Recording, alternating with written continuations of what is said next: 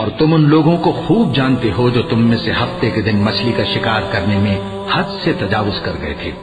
तो हमने उनसे कहा कि जलील और खार बंदर हो जाओ, और इस किस्से को उस वक्त के लोगों के लिए और जो उनके बाद आने वाले थे इबरत और परहेजगारों के लिए नसीहत बना दिया। और जब मूसा ने अपनी कौम के लोगों से कहा कि अल्लाह तुमको हुक्म देता है कि एक बैल ज़बह करो, वो बोले, क्या तुम हमसे हंसी करते हो?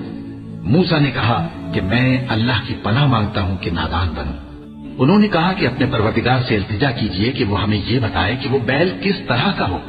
मूसा ने कहा, परवरदिगार फरमाता है कि वो बैल न तो बूढ़ा हो और न बछड़ा, बल्कि उनके दरमियान यानी जवान हो।